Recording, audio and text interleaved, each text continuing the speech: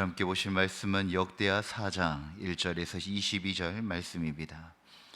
역대하 4장 1절에서 22절 말씀입니다.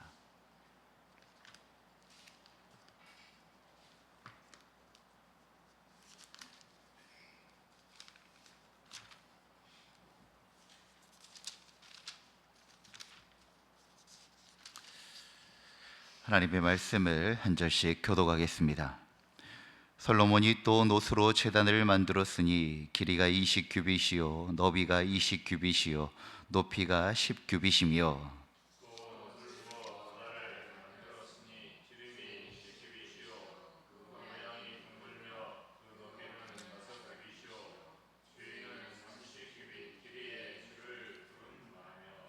그 가장자리 아래에는 돌아가며 소 형상이 있는데 각 규빗에 소가 10마리씩 있어서 바다 주위에 둘렀으니 그 소는 바다를 부어 만들 때에 두 줄로 부어 만들었으며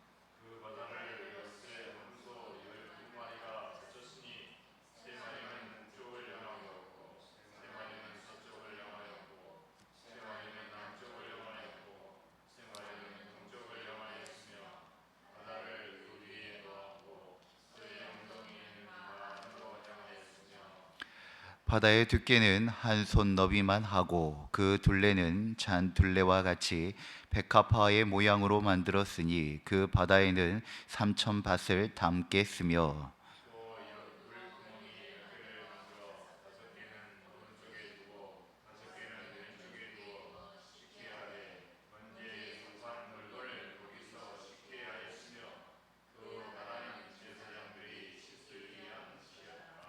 또 규례대로 금으로 등잔대 10개를 만들어 내 전 안에 두었으니 왼쪽에 5개요 오른쪽에 5개이며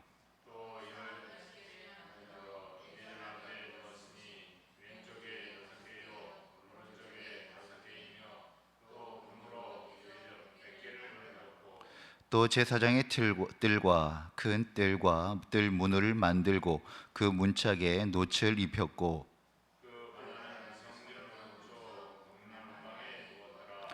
후람이 또 솥과 부삽과 대접을 만들었더라. 이와 같이 후람이 솔로몬 왕을 위하여 하나님의 성전에서 할 일을 마쳤으니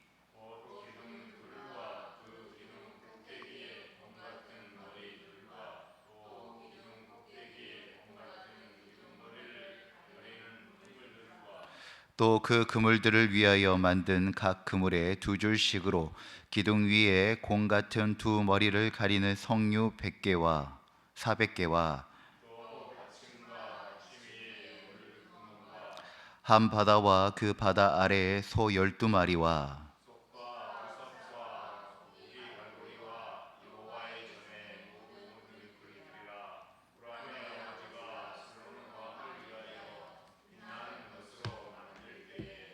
왕이 요단 평지에서 숫꽃과 스레다 사이에 진흙에 그것들을 부어 내었더라.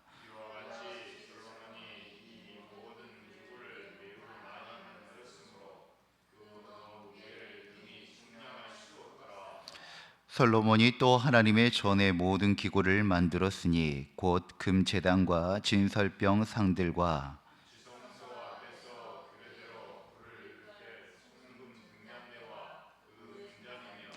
또 순수한 금으로 만든 꽃과 등잔과 부젓가락이며 순금으로 만든 불집게와 주발과 숟가락과 불 옮기는 기르시며 또 성전문 곧 지성소의 문과 내전의 금을 문으로 입혔더라. 아멘.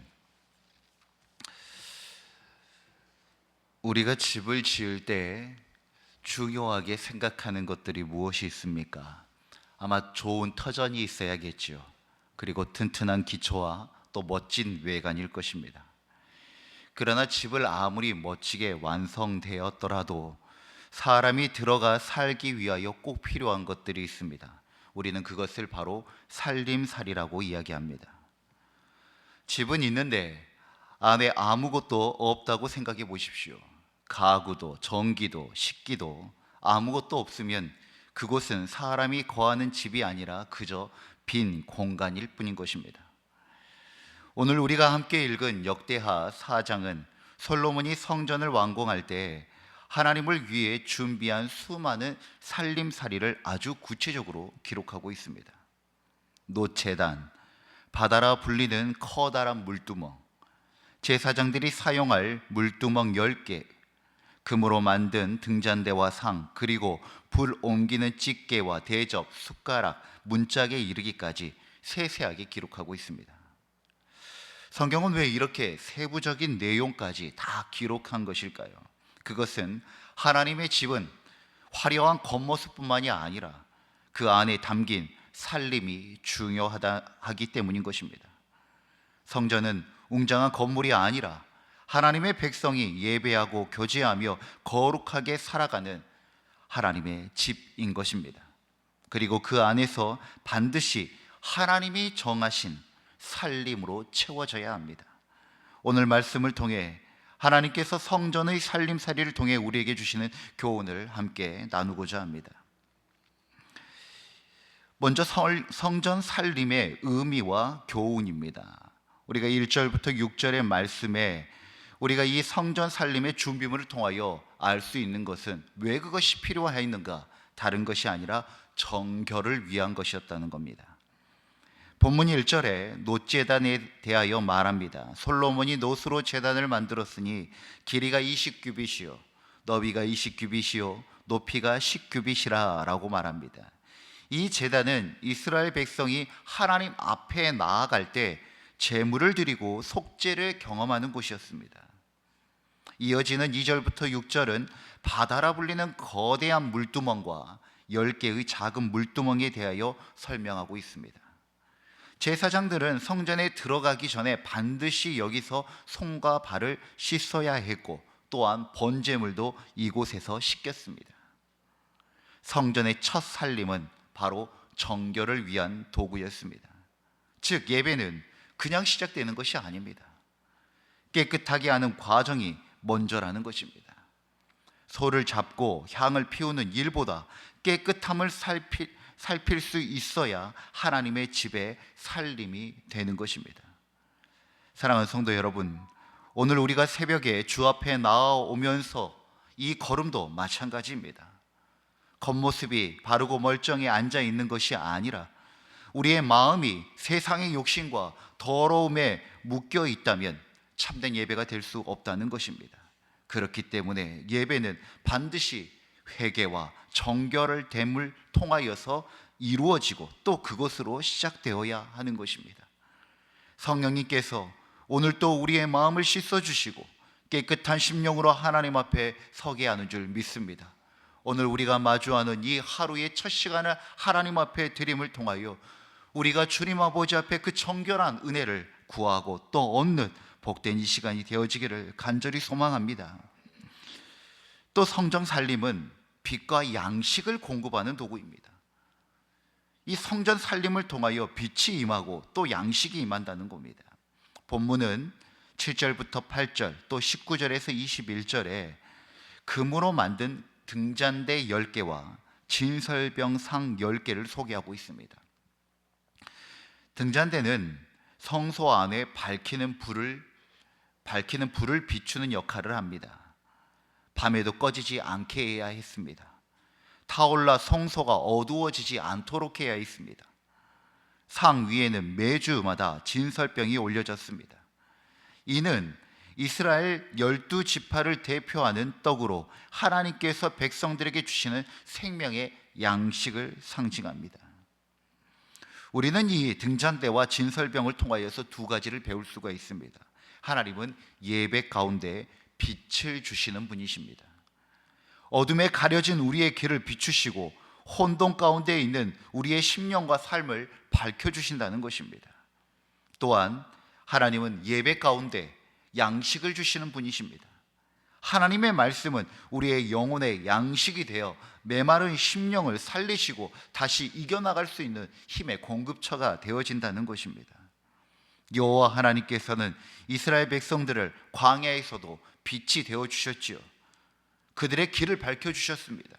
낮에는 구름 기둥과 밤에는 불 기둥으로 그리고 두려움과 어둠 속에 있는 그들의 역사와 마음을 하나님의 빛으로 비추셔서 밝게 이끌어 가셨다는 것입니다.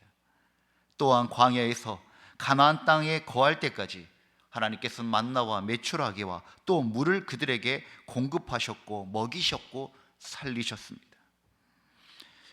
이것은 예수님의 사역과도 연결되어집니다.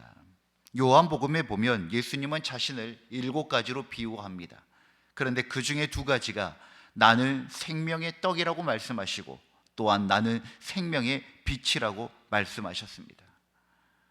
우리 주님은 우리의 길을 밝혀주시고 또한 우리를 먹이시는 분이었다는 것입니다. 오늘 이 새벽의 말씀 앞에 서는 우리도 마찬가지입니다. 오늘 이 예배와 말씀을 통하여서 세상의 어둠 속에서 방황하던 우리들의 발걸음을 하나님께서 바른 길로 인도하여 주실 것입니다. 또한 우리의 메마른 심령을, 끊임없이 목마를 수밖에 없는 이 심령을 무엇이 채워주냐? 바로 하나님의 말씀이라는 양식을 먹여주심을 통하여서 살아가게 하실 것이라는 겁니다. 주님께 길을 구하십시오. 주님께 일용할 양식을 구하시며 살아있는 생명의 존재로 귀한 삶을 사시는 우리가 되어지기를 간절히 소망합니다. 이처럼 성전의 살림은 또 빛과 양식을 공급하는 도구로 사용되어졌습니다. 세 번째는 성전 살림은 하나님의 영광을 드러내는 그릇이라는 것입니다. 본문 후반부에 더 세세한 살림살이를 나열합니다. 솥, 부삽, 고기 갈고리, 대접, 불집게, 숟가락, 심지어 불을 옮기는 그릇까지, 작아 보이는 도구 하나까지도 다 정성껏 녹과 금으로 만들었습니다. 하나님께서 성막을 상징하는 중요한 것들만 이야기하면 되지 뭐 이런 사사로운 것까지 언급할 필요가 있었을까요? 여기에는 중요한 사실이 있습니다. 하나님은 큰 것만이 아니라 작은 것까지도 관심을 가지신다는 것입니다. 화려한 제단만 보시는 것이 아니라 작은 숟가락과 집게까지도 보셨다는 것입니다. 왜냐하면 그것들도 다 하나님 앞에서 예배를 위해 쓰이는 거룩한 도구이기 때문입니다. 성도 여러분, 우리의 삶도 이와 같습니다.